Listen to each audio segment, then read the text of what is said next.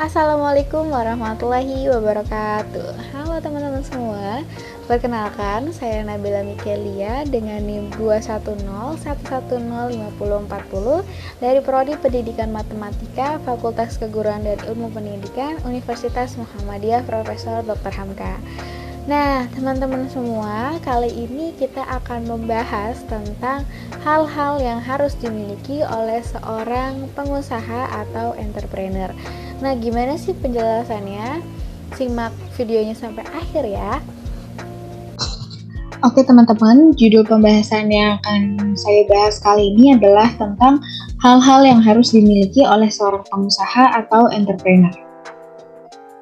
Nah, pokok-pokok pembahasan yang akan kita bahas kali ini, yang pertama ada apa itu pengusaha atau entrepreneur, lalu ada karakteristik pengusaha seperti apa, dan selanjutnya ada hal yang harus diketahui sebelum memulai usaha, lalu ada keterampilan apa yang harus dimiliki oleh seorang pengusaha.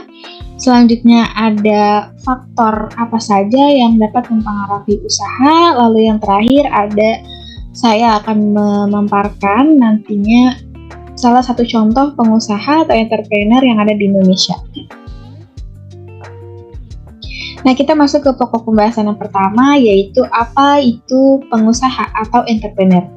Nah, kata entrepreneur ini berasal dari bahasa Prancis, yaitu entre dan preneur, yang secara harfiah atau secara bahasa ini berarti menjalankan. Nah, sedangkan pengusaha adalah makhluk sosial, dipengaruhi oleh lingkungan mereka dan produk-produk dari periode mereka, dan bahkan lebih penting wilayah atau lokasi mereka. Nah, kita masuk ke pokok pembahasan yang kedua, yaitu ada karakteristik atau ciri-ciri dari seorang pengusaha. Nah, kali ini saya mengambil pendapat dari Skarsgård dan Zimmerer dalam studinya pada tahun 2011. Karakteristik yang dimiliki oleh seorang pengusaha, yang pertama ada desire for responsibility. Artinya adalah seorang pengusaha memiliki rasa tanggung jawab terhadap usaha yang dilakukannya. Yang kedua ada preference for moderate risk, yang artinya seorang pengusaha memiliki sikap atau sifat yang berani dan mau menghadapi resiko. Lalu karakteristik yang ketiga ada desire for immediate feedback, yang artinya ini adalah seorang pengusaha dapat membalas umpan balik dengan cepat dan tanggap. Lalu karakteristik yang keempat ada future orientation and value of achievement over money. Future orientation. Future orientation ini maksudnya adalah seorang pengusaha ini memiliki orientasi, memiliki pengetahuan atau memiliki kemampuan-kemampuan tentang apa yang akan dibutuhkan di masa depan atau tentang apa yang akan terjadi di masa depan. Dan value of achievement over money ini maksudnya adalah seorang pengusaha memiliki kemampuan dan keterampilan untuk mengorganisasikan sumber daya agar nantinya dapat menciptakan nilai tambah dalam sebuah bisnis. Nah, pembahasan yang selanjutnya yaitu hal-hal yang harus diketahui sebelum menekuni usaha.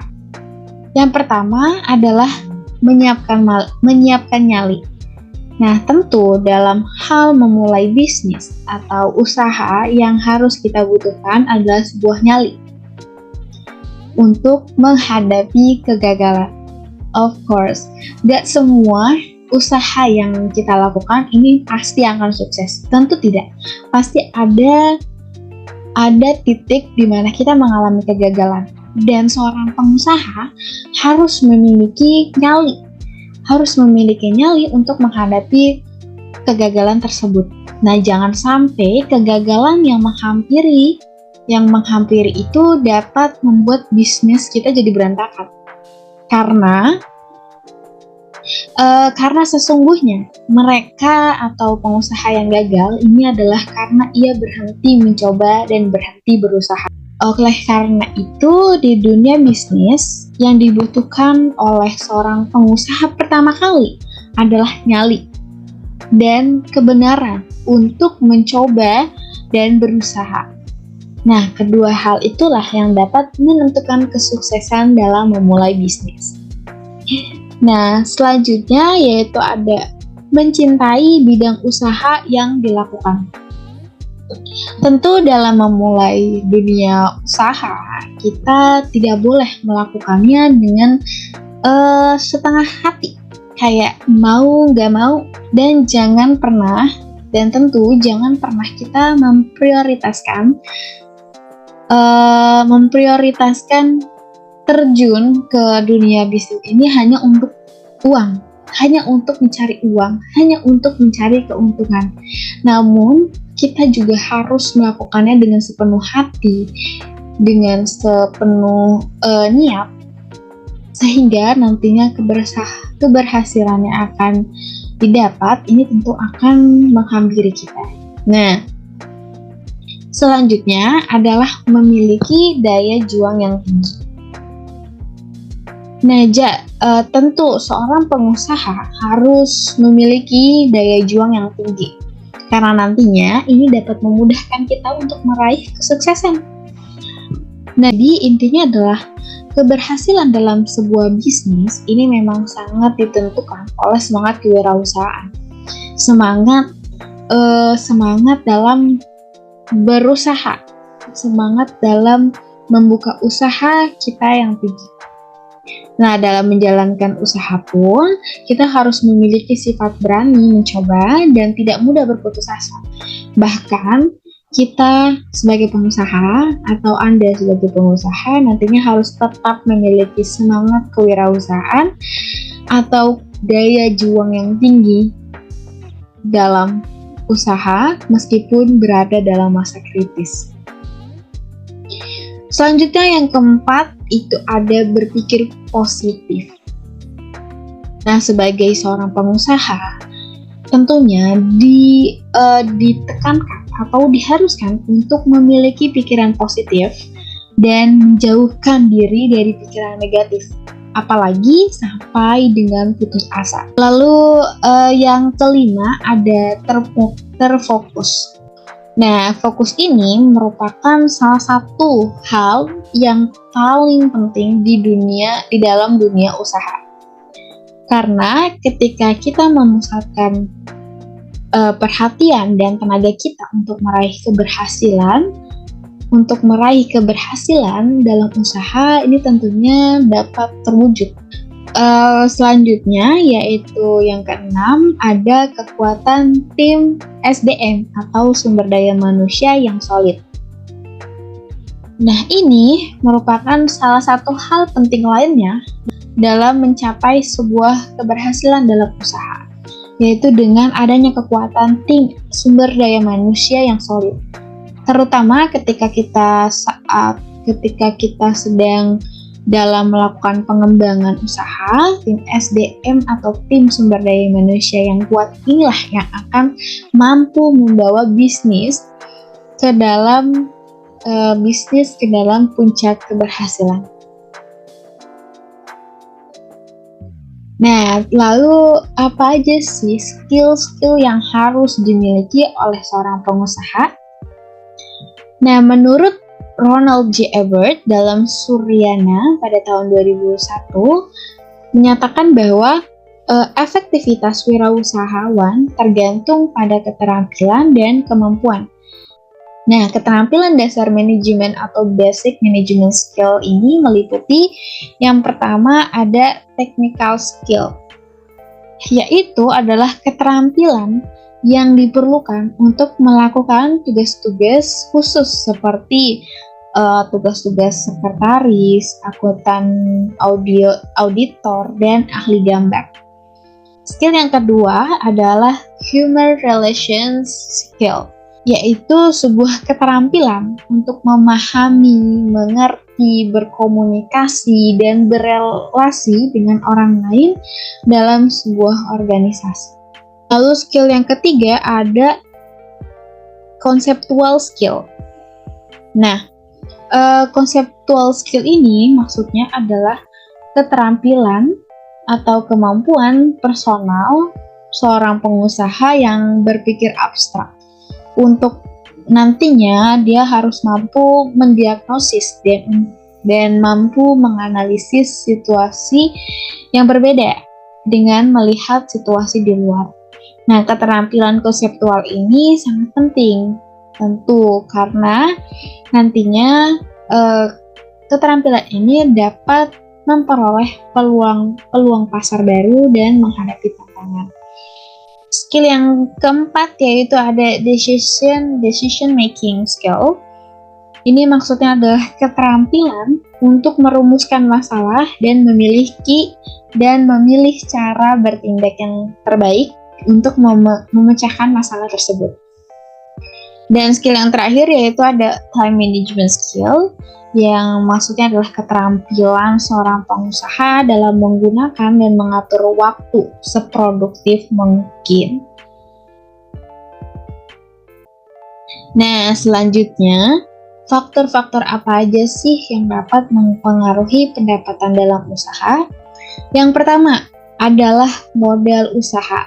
Nah, modal usaha ini bertujuan untuk menambah modal dalam kegiatan perekonomian yang digunakan untuk memproduksi barang dan jasa. Faktor ini mempengaruhi sebuah pendapatan dalam usaha karena sejatinya sebuah usaha ini tentu akan membutuhkan sebuah modal secara terus-menerus, secara berkelanjutan untuk mengembangkan usaha yang menjadi penghubung alat, bahan, dan jasa yang nantinya akan digunakan dalam produksi untuk memperoleh hasil penjualan. Apalagi modal dan tenaga kerja yang meningkat, maka produktivitas dan pendapatan juga tentu pasti akan meningkat. Faktor yang kedua adalah lamanya usaha. Lama usaha ini merupakan, maksudnya adalah lamanya perdagangan atau pedagang atau pengusaha dalam berkarya pada usaha perdagangan yang sedang dijalaninya. Nah, lamanya usaha ini dapat menimbulkan pengalaman berusaha, di mana pengalaman tersebut nantinya dapat mempengaruhi pengamatan seseorang dalam bertingkah laku. Nah, lamanya usaha ini dapat mempengaruhi tingkat pendapatan. Lama seorang pelaku bisnis menekuni bidang usaha juga akan mempengaruhi produktivitasnya atau kemampuan profesionalismenya atau keahliannya.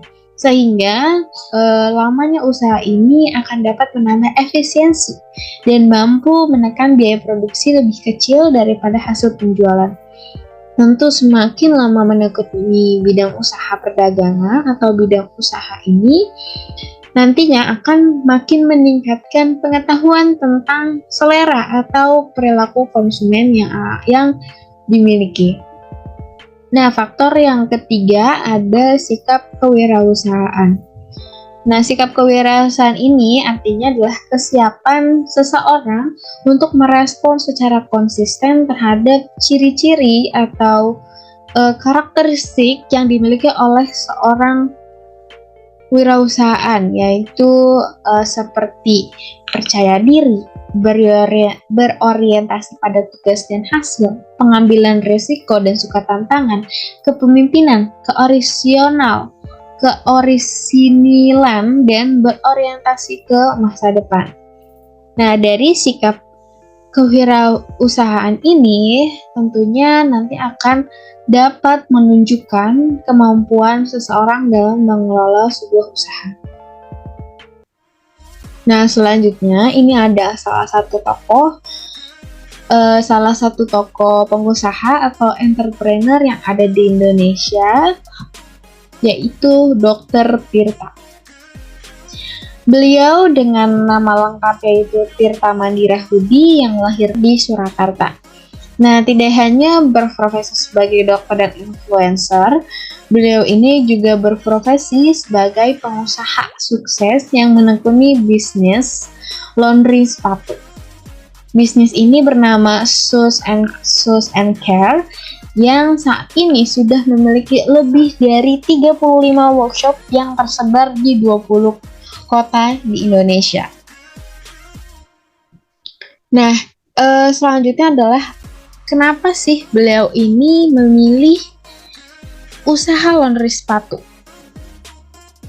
Jadi, Dr. Tirta ini memilih usaha laundry sepatu ini berawal dari bencana erupsi Gunung Kelut yang terjadi pada tahun 2013 di sekitaran daerah Yogyakarta, Surakarta, dan lain-lainnya. Nah, pada saat itu daerah Yogyakarta dipenuhi oleh awan gelap dan abu dari erupsi gunung tersebut. Nah, akibatnya sepatu-sepatu orang lain pun ikut kotor dan tertutupi oleh abu. Nah, dari situlah banyak orang yang berminat untuk mencari jasa cuci sepatu. Oleh karena itulah, dari kejadian tersebut, peluang usaha Sus and Care milik Dr. Tirta ini akhirnya terbuka. Nah, bagaimana sih perjalanannya Dr. Tirta dalam membuka sebuah usaha dari nol hingga sekarang? Hingga sesukses sekarang. Nah, dimulai pada tahun 2013 sampai dengan 2015, ini merupakan periode awal mula buka usaha. Jadi pada tahun 2013 ini usaha laundry sepatu hanya dibuka di kos-kosannya Dr. Tirta sendiri. Karena seperti yang kita tahu, Dr. Tirta ini mengambil jurusan kedokteran di Universitas Gadjah Mada atau UGM. Nah, beliau ini sadar bahwasannya kuliah kedokteran membutuhkan biaya yang banyak. Jadi oleh karena itu, untuk membantu keuangan dalam keluarganya, beliau akhirnya membuka sebuah usaha Sus and Care ini di kos-kosan karena Dr. Tirta ini awalnya hanya memiliki modal sedikit, modal hanya dari koleksi sepatunya. Nah, dari kos-kosan tersebut, akhirnya pada tahun 2014, sekitar 2014 sampai 2015, Dr. Tirta pun akhirnya mencari ruko dengan merantau ke Jakarta untuk mencari sebuah ruko dan kemudian menyewa sebuah toko tersebut di Jakarta, khususnya di daerah Blok M pada saat itu, dengan uang seadanya.